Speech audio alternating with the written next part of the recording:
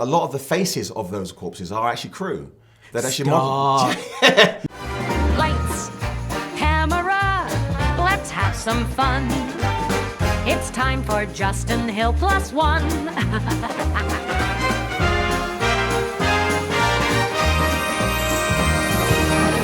This is Justin Hill +1, and RSVPing into the VIP lounge today is none other than Lord Corlys himself. Steve Toussaint is joining me. He recently came to Australia to promote season 3 of the epic series House of the Dragon, and I had an absolute ball geeking out with this man about this TV show. I do want you to stick around though and witness Steve's reaction to my outfit reveal that I did as I stepped into our chat. Exactly. It's all about you. It's all about you, Justin.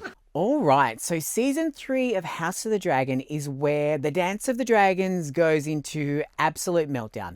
It picks up right after Rhaenyra and Alicent's little secret midnight meetup, which pretty much blows up in their faces. And then we have the Battle of the Gullet kicking off and turning the sea into a literal firestorm. The fans have been waiting for this one. At this point, any hope of a peaceful truce is pretty much dead and buried. We've got Team Black leaning hard into this whole prophesized chosen ones, while we've got Team Green falling apart at the seams under Aemon's unhinged rule, forcing a bit of a crispy King Aegon on the run. It's a chaotic, sprawling mess of betrayal, new houses picking sides, and the massive dragon-on-dragon warfare that we have been waiting for. I recently got to catch up with Steve Toussaint to chat about season 3, shooting the epic Battle of the Gullet scene and seeing if the corpses in that scene were actually real people or not, and what his character's drink of choice this season, called Dragon's Water, actually tastes like. Check it out. I'm obsessed with this show, and watching these first couple of episodes, I feel like I don't want to give anything away to the fans. Okay. But I want to talk to you about episode 1 and obviously the Battle of the Gullet. But I thought maybe if we could just do some facial expressions first. Okay. So that we don't get into any details. Because for me, I would be like, as soon as it starts, I'm like, and then a little bit of, huh? And then a little bit of, Yourself, what would you give us? Well, that's very close to what I was like, and also sort of... Yeah. Yes. Yeah, something like that, I think. And then Yeah. Yeah, okay, great. That's the interview, everyone. Oh, fantastic. Great, let's go. No, but I wanted to talk to you about, you've talked about how you had a dry tank and a wet tank, and it was this elaborate, incredible setup, and that you even had, like, there was obviously your buckets of blood and corpses in front of you. I'm so curious to know, as an actor, do you have to, like, poke a corpse to make sure it's a person, or if it's a dummy, just to be like, oh, I'm so sorry, I didn't mean to kick you there? Or... That is so interesting. That's exactly what happens.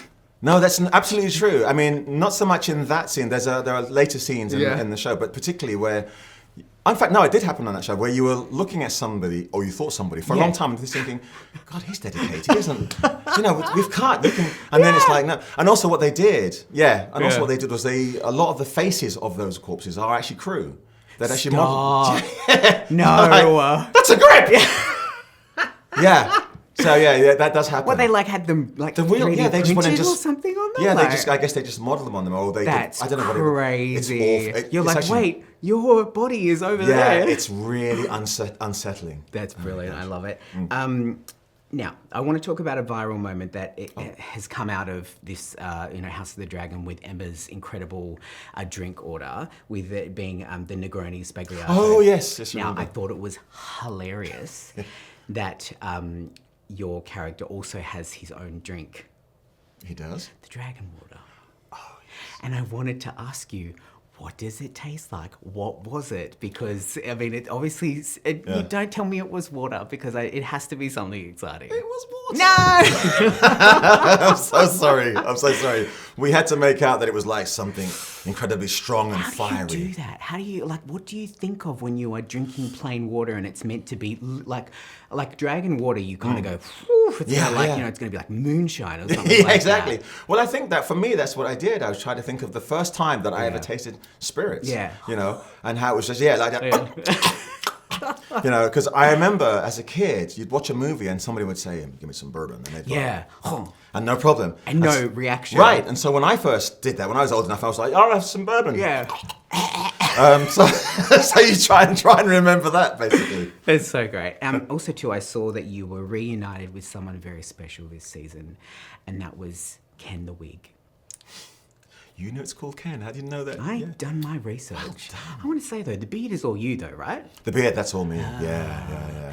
Was Ken different this season? I'm always look very closely to see the braids and there's always, because the thing is with this show, there's always so much detail in absolutely every single scene. So there are little, like intricacies on the outfits and things like that. So was Ken any different? Well, the thing is, there are... Ken is the wig for anyone else in the room wondering, Ken, just in case Ken you're the not wig, up with the Ken lingo. Hey, Ken. There are always two Kens. There's Ken 1 and Ken 2. Yeah, and they're slightly different as the season goes on. They're slightly different. But no. Wait, like wet look Ken? Well, no, it's not. I love that wet look Ken. No, there's kind of.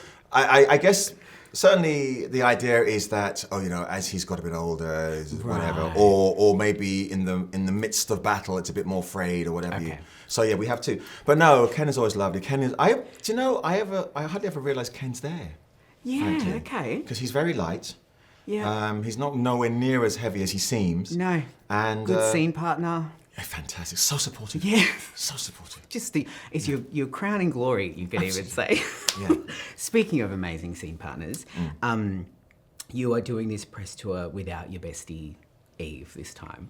How has it been, and have you spoken? And because the thing is when I would go and obviously do my research to talk to you today, it's like so many of the conversations were the pair of you, and people love the chemistry between you, which is just amazing and hilarious. But how has it been this time? I mean, it's been good. It's been fun, but I do miss her because you've seen them. She is just a wonderful person to be around, and it was one of those strange quirks that within 10 to 15 minutes of meeting each other for the first time, we were like bosom buddies. Yeah. And remained like that throughout the season. And have I spoken to her? Yes, I spoke to her. You're like, I'm in Sydney. Where are you? Really? Yeah, I've just spent a lovely time in Auckland. Yeah. No, I haven't spoken to her in the last couple of months, but I've spoken to her over periods of time because I have a project that I'm working on that I would like to work with her on. So I'm working on that. Is this a writing project? Yeah, I'm writing it, but I'm writing it, so I'm going to be in it because why not? Well, but it's for her as the lead. So we're going to see the dynamic duo back. You never know. That's the plan. On the character of Corlys and his drive, and I just saw you did an interview literally the other day in New Zealand where you said you were asked what his superpower was because he's survived 9 voyages, and you said the love of a good woman. And I think that's really, it's so poignant going into this season because he's now without that. And so I wonder what drives him. I mean, obviously from what we know is that for him it's about securing his family lineage and doing what he has to do that. What do you think his superpower is now that he doesn't have the support of his wife? Well, I would adapt it slightly and say if it's not the love of a good woman, it's his love of a good woman, because what he does pretty much from her demise is everything. In fact, in season 2, he says to Rhaenyra, everything I do now, I do for her. Yeah. She was the one that said, we need to get involved in this and we need to support Rhaenyra's claim. Yeah. She was the one who said to him, you need to recognize your 2 illegitimate sons. And so those are the things that he's doing. I mean, of course, he wants to do it about his sons anyway. Yeah. But it's partly the catalyst has been her. That scene in episode 1 where he basically apologizes to his son. That's a big deal for him. Huge. Right, because he would only ever apologize to her, nobody else. Yeah. But that is fueled by her saying, you need to do the right thing. So I think that's the kind of thing. And then as we go on through this season, there are moments when he says, I've sacrificed everything for this and got nothing in return. Yes. And so it's there's time to give me something back. Absolutely. And what he feels he asked for is not that big a deal. Yeah. But and I know exactly what you're talking about. Right. And I was quite outraged by watching it. I was like, am I right in saying that the conversations that you had before you even started this role were predominantly about fatherhood? That is correct. And yes. What are your thoughts on the fact that we are now? I mean, I know that it's been, an important part of his story, but now we're in this season 3 where it seems to be at the forefront. He's kind of like, I guess, making up for his lack of. Yes. So going into this season, what had kind of changed from those initial conversations about him being a father, but then losing his children, losing his family, and then now trying to, I guess, make up for, not being a father to his other children? I think his, interesting question. I think his initial idea of what being a father was, I think he loved his children, but he still felt that they were instruments in securing the family. So, for example, there's a scene, I forget where, but in season 1, where Rhaenys says, words to the effect of, look, you know our son is gay. Something like that. Yeah. And he says, well, he's young, he'll grow out of it. Right. Because he's going to marry this woman or whatever. It's good for the family. Because that's the plan. Right, exactly. Yeah. I think where we find him now, he's still about legacy, not as much, but he's also about letting them find their way. Because I think one of the things I find interesting about his relationship with, I was going to say Abu, that's the actor, with Alan, is that he recognizes himself in Alan. Because Alan is somebody who has basically brought himself up and his brother, and doesn't want any help, rejects it. Yep. And I think Corlys looks at that and goes, yeah, that was me at 19, 20, 21. And so now, as we talk about, he's been evolving emotionally. I now have to, I want to do whatever I can for you, but I understand that it's led by you rather than me saying, you will do this and you will do that. I think that's a big deal for him. Yeah. What about the fan reaction? Because I just think, for yourself in particular, I mean, this is...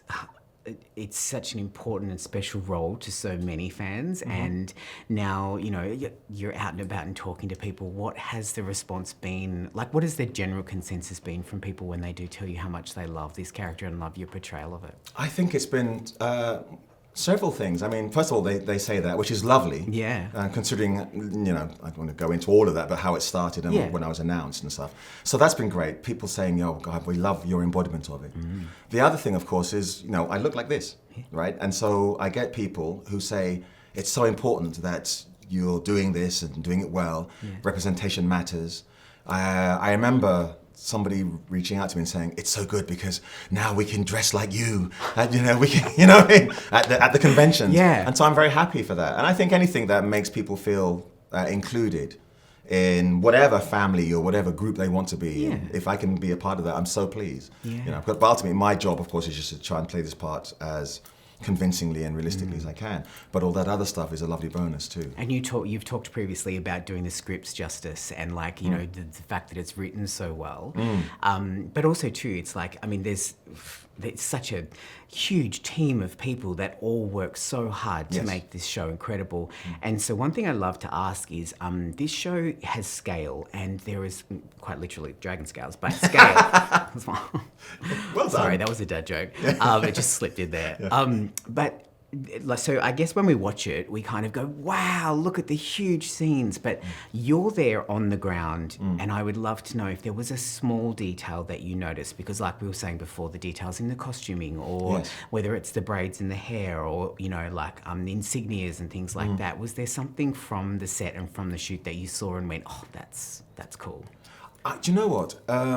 It happens a lot, but on two particular occasions, now that you've said that, the first time I walked into Corlys's Hall of Nine, because there's wonderful things from his his voyages, but then also there are lots of charts and things like that on things. If you pick one of them up, there's actually someone's taken time to write something. Really? Yeah. And you're like, so you're not just like looking at like Ireland. No, exactly. You know, or some magazine. Yeah. But no, it's actually someone's actually taken time to write stuff, and it's like, guys, they're not going to see this. Like, well, this is what we do. And the same thing, and the same thing in episode 1 of season 3 in Corlys's cabin. Oh yes. A lot of that stuff, and you pick something up and you go, "What's this?" And they go, "Oh, well, back in the so-and-so century, they'd have used that to do this." And you're like, "Wow, thanks very much. You're incredible." You're like, "Okay, backstory." Yeah. That must be so enriching for you as an actor, though, to like, because I guess you would go through like what you understand his backstory to be, but then to get onto set and know that all of these other people have thought about these little trinkets and bits and pieces. I mean, it makes the job so much more easy, you know, because you don't have to rely on trying to imagine so much, because it's right there. Yeah, it's fantastic. It's such a great show. I love watching it. I feel like it's almost like Christmas for those of us that are fans of it. And from what I've seen of this season so far, is outstanding. Oh, good. Slightly heartbreaking at times, but I don't want to give too much away. It is Westeros after all. You did say if you have loins to gird them, and I did say that. It's very appropriate. And we've had a great time today, and I really appreciate your time. Not at all. Thank you so much. Thank you. Cheers. I did also tell you that I was going to have a bit of an outfit reveal with Steve, and here's how it went down. Hello. Hello. Hi, I'm Justin. Hi, Justin. I love your coat, Justin. Well, I thought I might do a little outfit reveal for you. Oh, fantastic. Because, I mean, You will understand why when I take my jacket off. Okay. Oh! Is that not cool? That is But so wait, I was cool. told you were going to wear yours today, so this is I didn't get the now. memo, I'm sorry. You didn't wear your see-through snake t-shirt? Yeah, exactly. It's all about you. It's all about you, Justin. That's it for this episode of Justin Hill Plus One. A big thank you to Steve Toussaint for being my Plus One today. Make sure you check out House of the Dragon Season 3 on HBO Max from Monday, June 22nd. If you want a front row seat to the biggest names in the business and all of that red carpet action that you just won't see anywhere else, make sure you get your permanent VIP pass by subscribing and following so you never miss an episode. Make sure you also drop a review and let me know in the comments who my next Plus One should be. And until next time, stay gorgeous and remember your name is always on the guest list.